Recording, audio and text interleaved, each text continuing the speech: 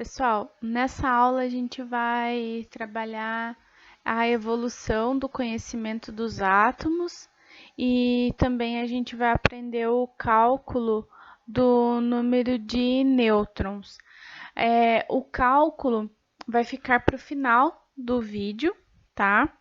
Eu peço que vocês já peguem os cadernos de vocês para que vocês possam ir anotando. A cada slide explicado, eu vou dar um tempinho para que vocês possam não copiar o slide. Vocês não precisam copiar, mas para que vocês possam anotar as informações mais importantes de cada slide, certo? Então, logo depois da minha explicação, eu vou dar um tempinho aí para que vocês possam anotar com calma as informações em relação a essa aula.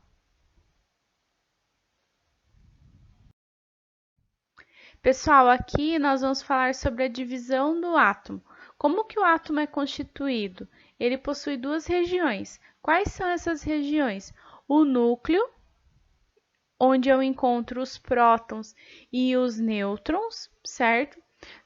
E a nuvem eletrônica, onde se encontram os elétrons. Olhando na imagem aqui, eu tenho o próton e eu tenho o nêutron, que se localiza aqui no núcleo.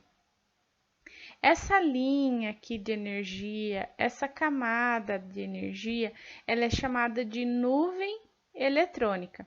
Então, o que acontece? Na nuvem é onde eu encontro os elétrons.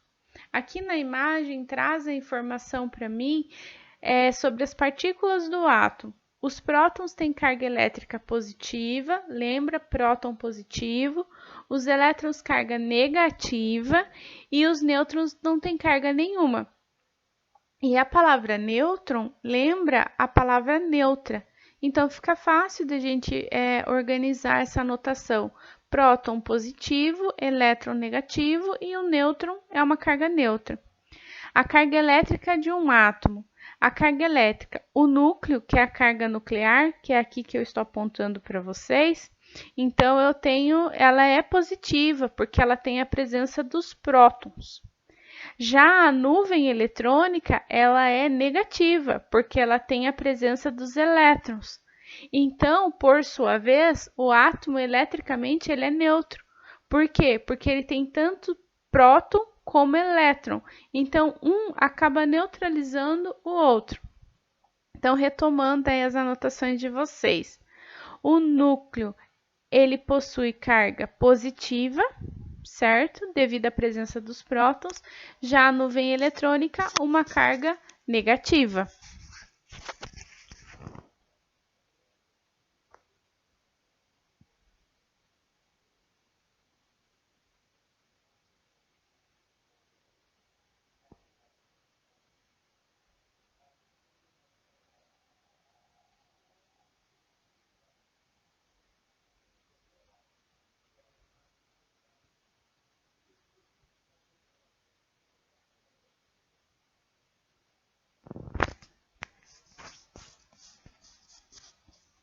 Dando continuidade aqui. Primeiros atomistas. Atomistas vem da palavra átomo, são pessoas que já acreditavam na existência do átomo. O primeiro a propor a existência de átomos foi Demócrito, na antiga Grécia.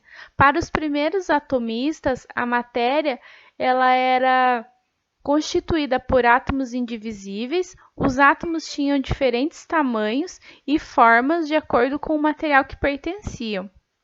Isso era uma ideia dos primeiros atomistas, para que vocês possam anotar aí nas observações de vocês. No entanto, só mais tarde surgiram teorias atômicas com sólidas bases científicas, isso é, eram hipóteses. Nessa época trabalhava-se com hipóteses. Depois de um tempo, vem uma base sólida científica mesmo para poder justificar essa questão atômica.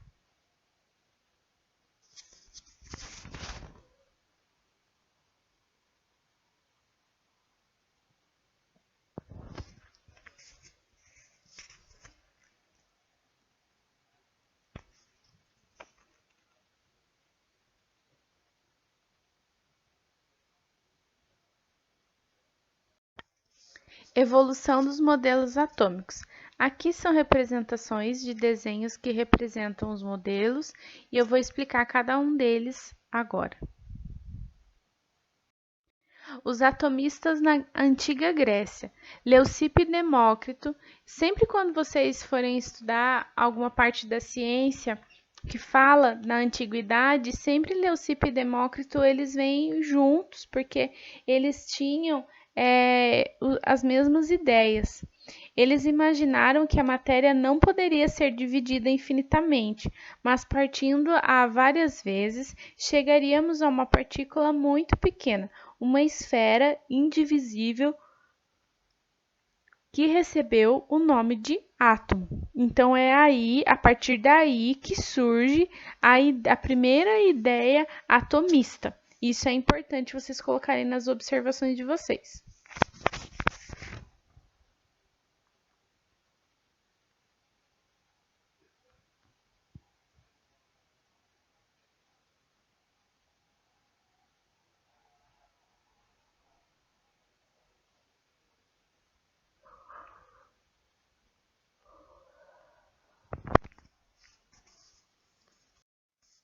O primeiro modelo atômico.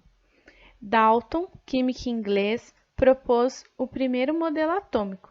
O átomo era rígido, indivisível, indestrutível e tinha uma forma esférica.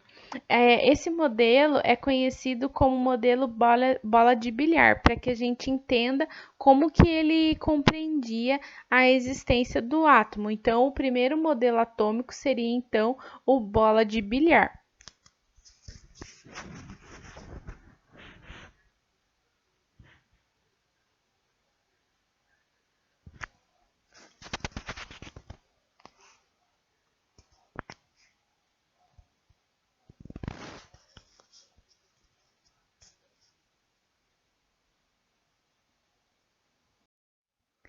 O segundo modelo.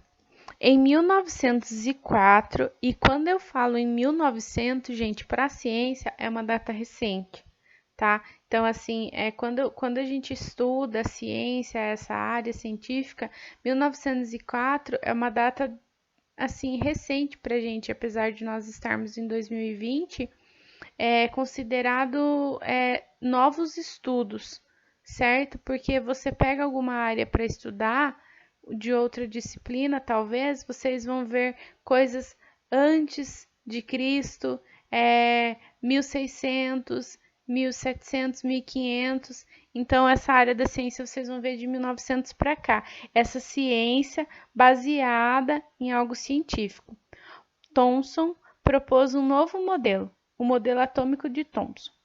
Admitiu que o átomo era uma esfera maciça, de carga positiva, estando os elétrons dispersos em seu interior, tal como passas num pudim. Então, esse modelo é conhecido como pudim de passas. Imagina que você faz um pudim e você coloca a uva passas lá dentro. Então, as uvas vão ficar dispersas quando você terminar o pudim estiver pronto.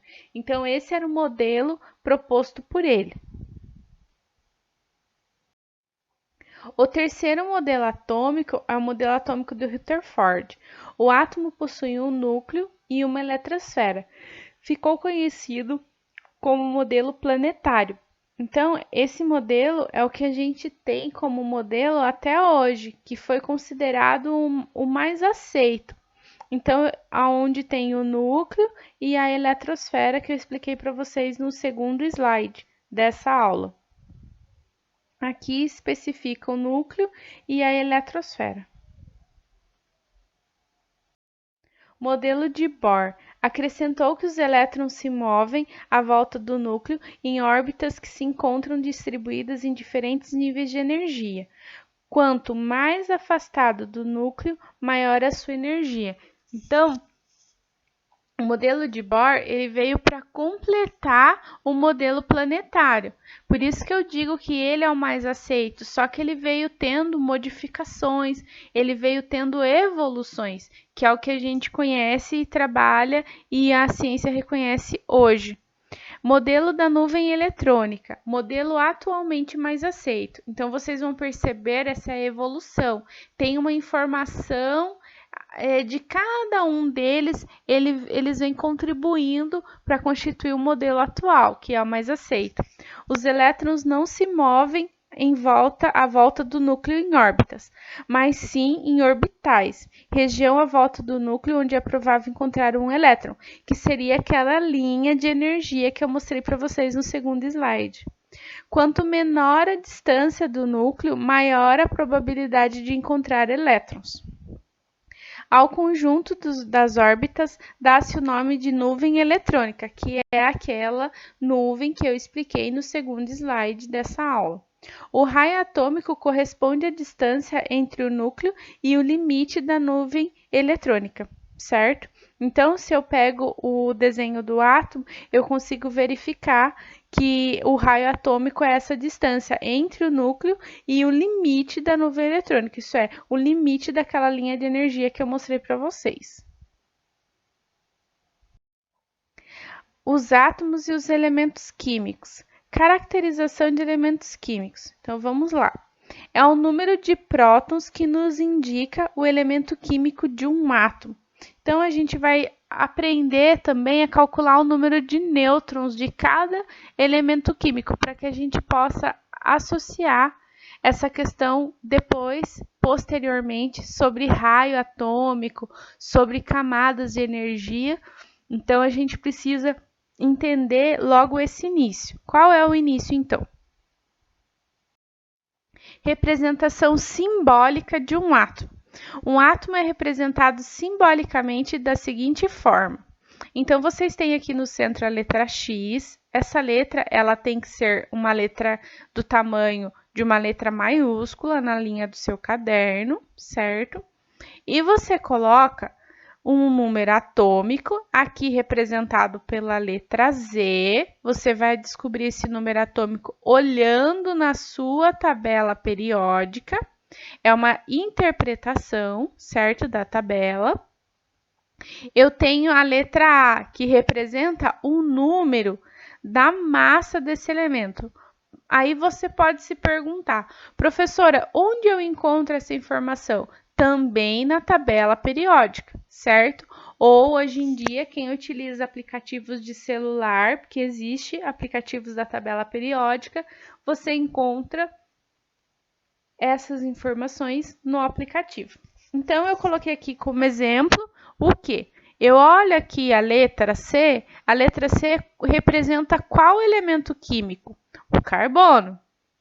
Então, eu tenho carbono aqui, substituindo a letra X é o símbolo químico do elemento, tá? 14, então, seria a sua massa. A massa do carbono, então, seria 14. E o número atômico dele, então, seria 6. Esse é o exemplo que vocês farão no caderno de vocês, tá? Representando o elemento químico, o número da sua massa e o seu número atômico.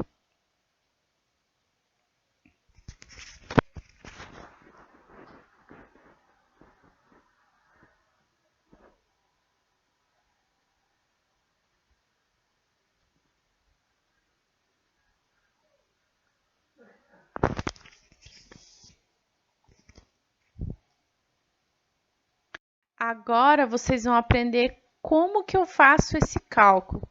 Então, funciona da seguinte forma. Eu tenho essas opções de fórmula. A primeira fórmula aqui e a segunda é a mesma, a única coisa que as incógnitas mudaram de lugar, é por isso que trocaram o sinal das incógnitas, é a mesma fórmula, tá? Essa fórmula aqui, a primeira que eu estou apontando com o laser, vocês vão utilizar quando vocês quiserem descobrir o número de massa do elemento. Quando vocês não estiverem com a tabela periódica, vocês precisam descobrir o número da massa daquele elemento. Como o número de prótons é igual ao número atômico, podemos escrever a equação para calcular o número de massa da seguinte forma. Então, eu tenho aqui A representando o número de massa. Todos os slides têm essa legenda para que vocês não esqueçam. Eu tenho a letra Z, representando o número atômico do elemento, certo? E eu tenho a letra N, representando o número de nêutrons. Quando eu quero descobrir o número de nêutrons, eu utilizo essa seguinte fórmula, a segunda fórmula do slide. O número de nêutrons de um elemento de cargas neutras, conforme nós aprendemos lá no segundo slide, é igual ao número de massa menos o número atômico do elemento. Nos slides posterior a esse, eu vou ensinar como faz esse cálculo. Vou dar 3 exemplos, mas para isso eu vou dar um tempo para que vocês possam copiar essa fundamentação teórica, esse conceito e essas fórmulas para facilitar para vocês desenvolverem as atividades que eu vou propor.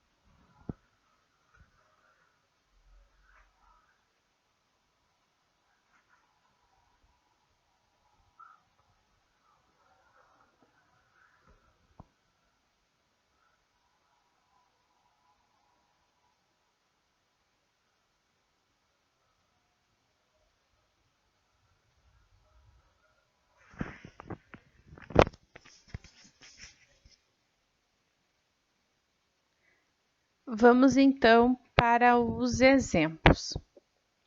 No final de cada exemplo, eu também vou dar um tempo para que vocês possam copiar cada um deles para servir de base para que vocês possam resolver as atividades propostas desse assunto.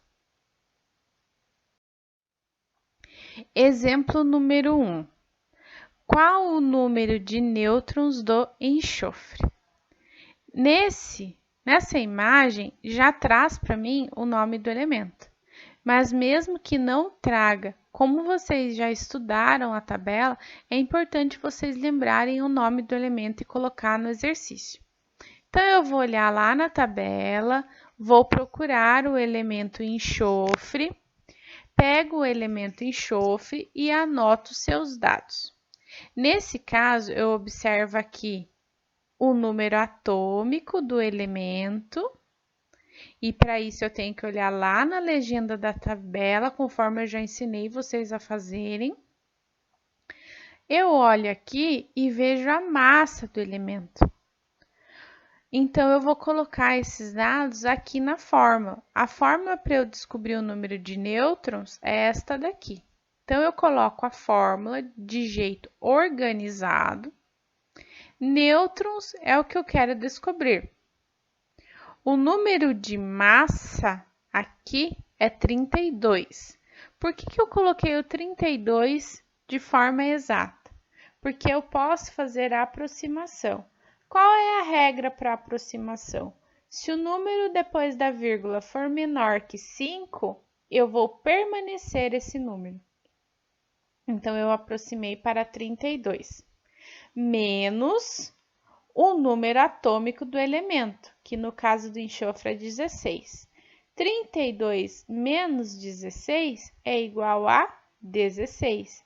Quer dizer que o número de nêutrons do elemento químico enxofre é 16.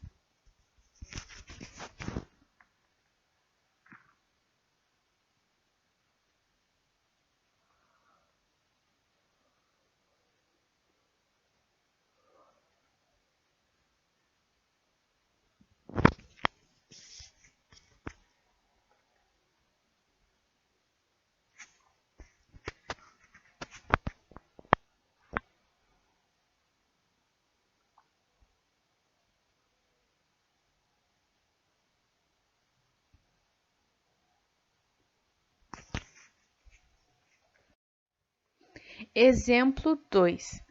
Qual o número de nêutrons do zinco? Olhei lá na minha tabela, achei o elemento zinco pelo símbolo dele. Observei que o número atômico do zinco é 30, segundo a legenda da minha tabela, e eu observei que a massa dele é 65,38. Eu quero saber o número de nêutrons, então eu copiei a fórmula aqui novamente, e é importantíssimo, pessoal, área de exatas, cada exercício que eu vou resolver, eu tenho que colocar a fórmula de novo para que eu mantenha a organização e entenda o que eu estou fazendo.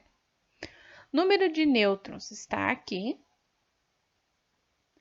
O número de massa dele, que está aqui na legenda, que a letra A representa o número de massa, é 65,38. Como o número após a vírgula é abaixo de 5, eu mantive o 65 na aproximação. Então, eu olho aqui e coloquei o 65, menos, que é da fórmula, 30. Por que 30? Porque 30 é o número atômico do zinco. 65 menos 30, 35. Esse é o número de nêutrons do elemento zinco.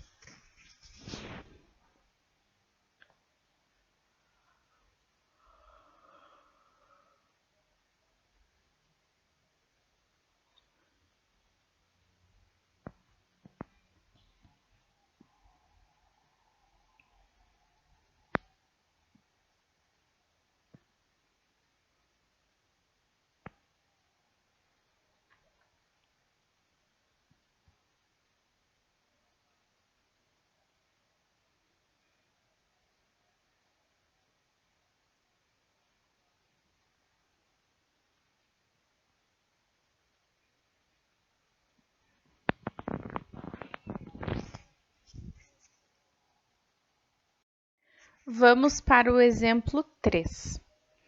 Qual o número de nêutrons do elemento bismuto? Olho aqui, coloquei o nome do elemento. O exercício ele vai me fornecer só o símbolo do elemento. Então, eu coloco o nome de maneira organizada. Fui lá na tabela periódica, achei o elemento, anotei o nome no meu caderno e eu observei o seguinte. Ele tem aqui de número de massa 208,98. Conforme eu expliquei para vocês, o número após da vírgula maior que 5, eu vou aproximar elevando o número. Então, não é 208,9, seria então 209, fazendo a aproximação.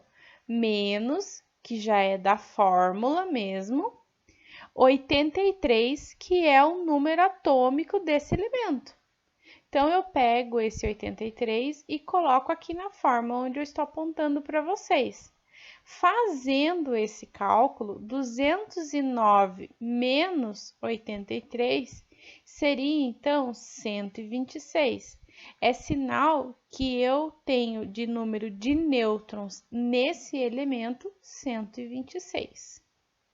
Esses são os cálculos para que nós possamos descobrir o número de nêutrons de cada elemento. A fórmula para descobrir o número de nêutrons sempre vai ser essa: o número de massa menos o número atômico. Por isso que em todos os slides dos exemplos eu trouxe a legenda para facilitar para vocês lembrarem na hora de estudar, na hora de resolver os exercícios no caderno de vocês, certo? Obrigada, pessoal!